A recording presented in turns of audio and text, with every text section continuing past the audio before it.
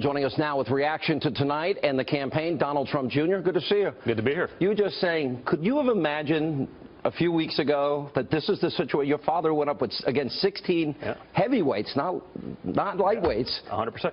Listen, I think everyone thought that the Republicans would be fighting this thing out till the end of July. The convention was going to be a disaster, all of this, and the Democrats were going to get their ducks in a row. And exactly the opposite's happened. So we're just very excited about it. The party's coming into line now very well, and we're finally letting the will of the people be heard. Listen, you got to follow Donald J. Trump's timeline in real time, and he just tweeted out. It looks, well, not bad. No, it's not a retweet. I know the family worries about retweets. I look so forward to debating crooked Hillary Clinton. Democratic primaries are rigged. Email investigation is rigged, so time to get it on. He's right about the Democratic system being rigged. If I'm Bernie Sanders and I win West Virginia by, what, 15, 16 points? And he got one more delegate than Hillary. Well, they're both rigged. I mean, I think the Democratic side's actually substantially worse than the Republican. So much worse. We had the same thing in Pennsylvania, right? You could have won every GOP primary voter in Pennsylvania, and you get 17 of 72. I mean, it's a little ridiculous. I think, yeah, you get 17 of 72, but that was the one area where you guys really had the great ground game. Correct. And that made a big difference. And then winning Indiana, that was game over. 100%. And listen, the team's evolved, right? We're new at politics. I joke, I've been in politics for 3 weeks. We figured it out pretty quickly. What we've done is historic. It's not a campaign, it's a movement. People are getting it. People are buying into it. They understand it. They're passionate about it. And so, that's really shown. And I think now, again, we're running a great campaign. I think we're going to do phenomenally. Let me show you the headline. Crossing the line, how Donald Trump behaved with women in private. I have now interviewed 4 women. Carrie Prejean will be on. She's former Miss California. She was in the Miss USA contest. She was on my radio show today. She was livid that they mischaracterized how she feels about Donald Trump. She's supporting him. She wants an apology from the New York Times. She said this was purposely distorted. And when they called her, she said, I have nothing bad to say about Trump. And they still took it out of context. I mean, it was such a hit. I mean, they're basically the #1 surrogate for Hillary Clinton. I mean, they're no longer media. I mean, it's so biased, it's ridiculous at this point. I mean, they're not reporters. They're just doing whatever they want to perpetuate the left agenda. It's insane. I mean, same with Roland Brewer. They're, wait a second, I said this, but in the context of this, they didn't include it. All of these people, and by the way, not just random people in the story, right? They quote-unquote interviewed 50 people. They quoted 4, and the 4 that they quoted are now coming out and saying, wait a minute, this isn't what we said. That's like we had on your father's own girlfriend. It was amazing. And she's like, I love Donald. He was a gentleman. He was the nicest guy. What they said is false. They didn't print all the good things I said about him. No, it's insane. I mean, in the end, what I got out of it is say, well, Donald Trump used to, when he was single, he liked good-looking women. I mean, wow, that's a big shocker. Unlike any other male in America. I mean, it is pretty funny. It's so stupid and so biased that if that's all they have, I'm pretty excited because that's really lightweight stuff. Let me go to this Kentucky race. It's like now it's a 1,700 vote difference. Yes. She's not winning. She can't close. Think about this. A 74-year-old, angry, bitter socialist curmudgeon from Vermont. She was supposed to run away with this thing. Who was an independent, by the way, a year ago. Socialist, a Democratic socialist. So, it's incredible. I mean, I think it shows the real weakness of her campaign. Now, we understand there's a machine there. There's this. There's everyone on the Democratic side backing it. But the people get it. She's not likable. There's nothing that she's done that makes her likable. She's not going to get those independent voters. She's not a person that's going to be charismatic enough to get people to motivate, to come out and vote. I think that bodes very well for us. We're excited to run against her. It's interesting how big the issue of immigration has become in this campaign. We went back. We got a sound of Bill Clinton. It's the 1996 State of the Union. Tell me if this sounds a little bit like somebody close to you in your life. Let's roll the tape. There are some areas that the federal government should not leave and should address strongly. One of these areas is the problem of illegal immigration. This administration has taken a strong stand to stiffen the protection of our borders. We are increasing border controls by 50%. We are increasing inspections to prevent the hiring of illegal immigrants. And tonight I announce I will sign an executive order to deny federal contracts to businesses that hire illegal immigrants. We should honor every legal immigrant here working hard to be a good citizen, working hard to become a new citizen. But we are also a nation of laws. Now here, I think, is why this resonates so much.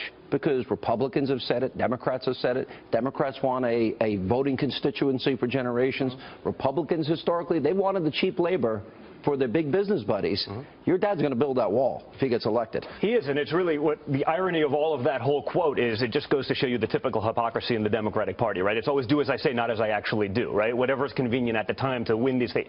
It's really a shame. And again, as a business guy, I could take advantage of that cheap labor. But what that cheap labor does is undercuts hardworking Americans. It undercuts their wages.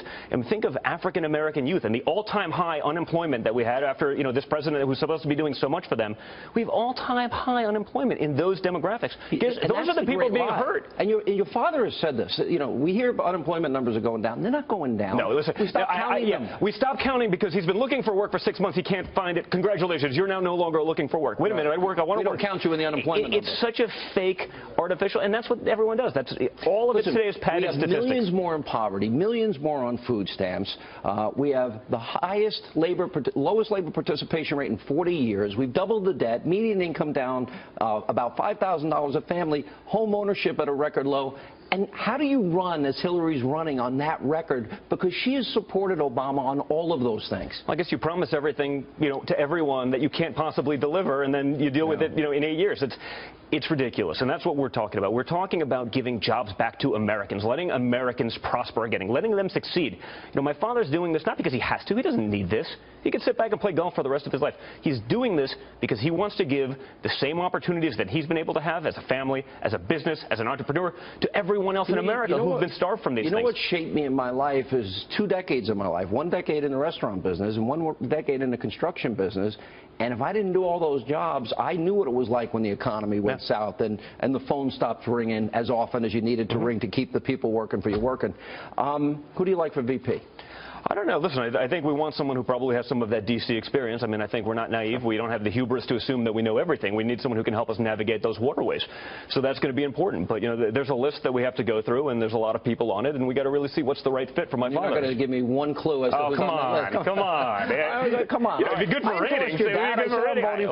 I did. All right. What do you like? Do you like the concept, and I asked your dad about this when he was on last time, a team of rivals? In other words, announce your vice president, announce Rudy Giuliani's position, Chris Christie's position, Rick Perry, Bobby Jindal, Scott Walker, Jan Brewer, and you have a team. Well, I think a lot of those people, maybe not all, but I think a lot of those people could definitely be involved and would be. And I like it conceptually because I think it shows, hey, this is what we're going to do. Here are the people's positions. It's real. It's not, pie in the sky. And I think those people, and certain of them certainly have track records that you can say, hey, this is the guy that should be doing that job, and he'd do a phenomenal job. So I certainly like the concept. We got to obviously work on what the list is and who we want to go out with. And some of it, again, it does have to be on the fly. Just like a business, you can't just plan for something 2 years in advance. You have to sort of see what the situation is at the time and see who's going to be the right person at the time. What do you make of Mitt Romney, Ben Sasse, Bill Kristol, and the talk of a third party?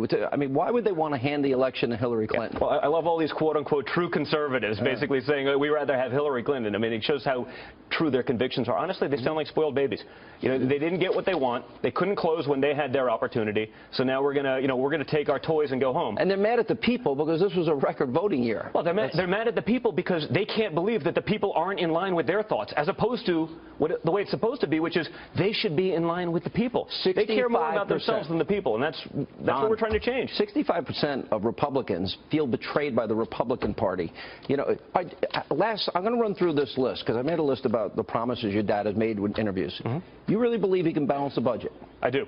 And he will build that wall. It's waste, fraud, and abuse. The one thing that none of these guys have ever done is run a business. You can't have my father's track record of success, the continued success over 40 years, building jobs. You were in construction. You know how difficult that is, right? Sure. People will take advantage of you when they can. And he hired union labor in New York. And he did that with union. He did it. He's able to make those things work, but he's also able to see when there's nonsense, when there's people taking advantage, and he's going to call them out on it. These other guys, they're playing with funny money. They've never had to do it themselves, so they're just, here, spend. What difference does it make if a hammer costs $500? If his agenda is to balance a budget, build the wall, repeal Obamacare, health savings accounts, make America energy independent, destroy ISIS, rebuild the military, help vets, end Common Core, how do you argue that's not conservative? Even I understand populist, nationalist, but those things are conservative. It's a very good question, Sean. I have no idea, and that's why I don't understand the mess. But it does actually lead me to understand why those guys were inelectable in their own way, right? They're unelectable because they didn't get that. They didn't know how to deliver that. They weren't comfortable in their own skin.